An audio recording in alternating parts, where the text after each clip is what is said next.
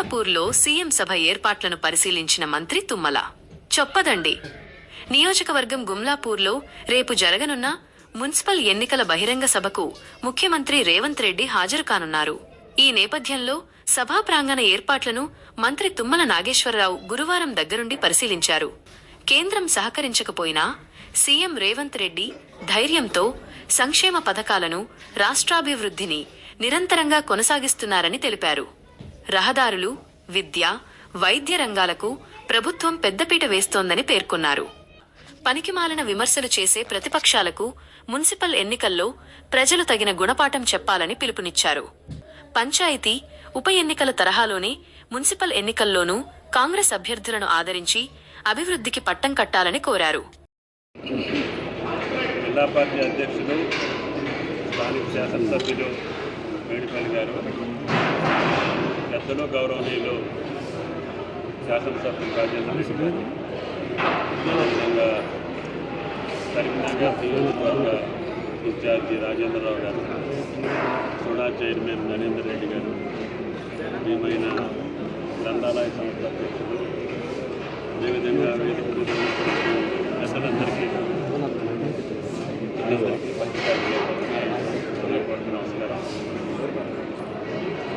రేపు చొప్పదండి నియోజకవర్గ కార్యక్రమాలకు ఇచ్చేస్తున్నటువంటి గౌరవ ముఖ్యమంత్రి గారి యొక్క బహిరంగ సభ నిర్వహణ పరిశీలించడం కోసం జిల్లా ఇన్ఛార్జి మంత్రిగా, అదేవిధంగా కార్యక్రమాల పరిశీలకులుగా రాజేంద్ర రెడ్డి గారు ఇద్దరు రావడం జరిగింది.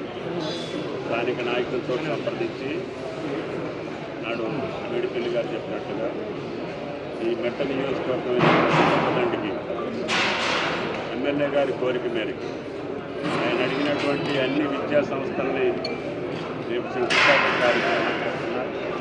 అదేవిధంగా ఉమ్మడి జిల్లాకు ఉన్నటువంటి అభివృద్ధి కార్యక్రమాలతో పాటు ప్రజా సంక్షేమ అభివృద్ధి కార్యక్రమాలని 2 సంవత్సరాలుగా నిబ్బరంగా నిర్వహిస్తున్నటువంటి గౌరవ ముఖ్యమంత్రి గారి కార్యక్రమాన్ని విజయవంతం చేయాలని చెప్పి ఉమ్మడి కరీంనగర్ జిల్లా పార్టీ పెద్దలందరికీ, ప్రజలందరికీ విజ్ఞప్తి చేస్తున్నాం.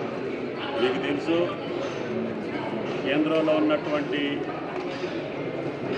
బీజేపీ భారత ప్రభుత్వం సహకరించకపోయినా గతంలో విధ్వంసం చేసినటువంటి అనేక సంస్థలు, వ్యవస్థల్ని ఆర్థికపరమైనటువంటి వెసులుబాటు లేకపోయినా గౌరవ ముఖ్యమంత్రి గారి ధైర్యంతో ప్రజలు ఇచ్చినటువంటి తీర్పుకు అనుగుణంగా ఆయన ఇచ్చినటువంటి అన్ని సంక్షేమ అభివృద్ధి కార్యక్రమాలను కొనసాగిస్తూ ఈరోజు అన్ని జిల్లాల్లో కూడా ఆయన ఇచ్చినటువంటి అభివృద్ధి కార్యక్రమాల శంకుస్థాపన, ప్రారంభోత్సవాలు, ముఖ్యంగా విద్య, వైద్యపరంగా ఆయన గారికి ఉన్నటువంటి ప్రాధాన్యత, అదేవిధంగా వ్యవసాయం, విద్యుత్ శక్తి, అదేవిధంగా కమ్యూనికేషన్స్, రహదారుల మీద ఆయన పెట్టినటువంటి శ్రద్ధ ఈనాడు భారతదేశంలో అభివృద్ధి చెందుతున్నటువంటి రాష్ట్రంగా, మొన్న మీరు ఎకనామిక్ సర్వే చేసినప్పటికీ కూడా త్వరగా అభివృద్ధి చెందుతున్నటువంటి రాష్ట్రాల్లో తెలంగాణ రాష్ట్రం ఉంది. దానివల్ల గౌరవ ముఖ్యమంత్రి గారు ఇంకా పట్టుదలతో ప్రజలతోటి మమేకమై ప్రజాప్రతినిధుల యొక్క సహకారంతో ఆయన ఇచ్చినటువంటి అభివృద్ధి సంక్షేమ కార్యక్రమాల్ని శంకుస్థాపన, ప్రారంభోత్సవాలు చేసుకుంటూనే భవిష్యత్ తెలంగాణ నిర్మాణం కోసం రేపు రాబోయే రోజుల్లో తెలంగాణ ఏ విధంగా ఉండాలి అనేటటువంటి ఒక రూపకల్పన చేసి ఈనాడు అన్ని రంగాల్ని సమగ్రంగా తీసుకుపోతున్నటువంటి ప్రభుత్వానికి ప్రజల ఆశీర్వాదం కోసం మీ జిల్లాకు వస్తున్నారు.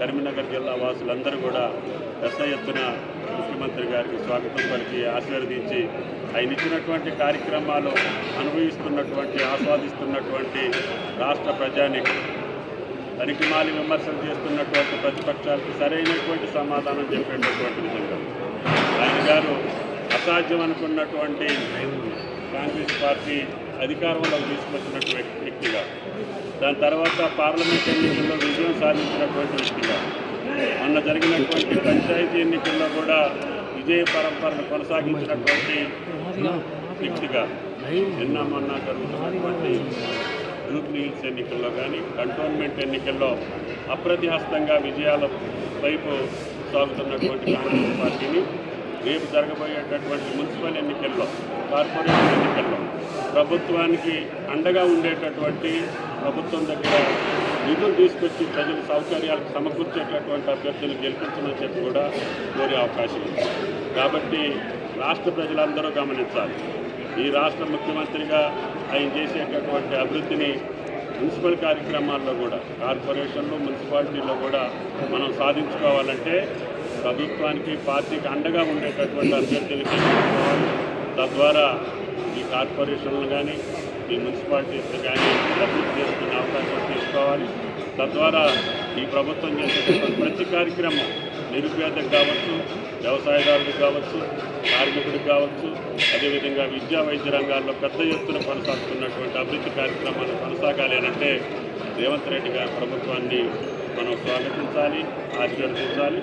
దానికోసమే గొప్పదండి శాసనసభ్యులు కోరిక మేరకు కృషి చేస్తున్నటువంటి ముఖ్యమంత్రి గారి యొక్క కార్యక్రమాన్ని విజయవంతం చేయమని చెప్పి జిల్లా ప్రజలకు విజ్ఞప్తి. Thank you.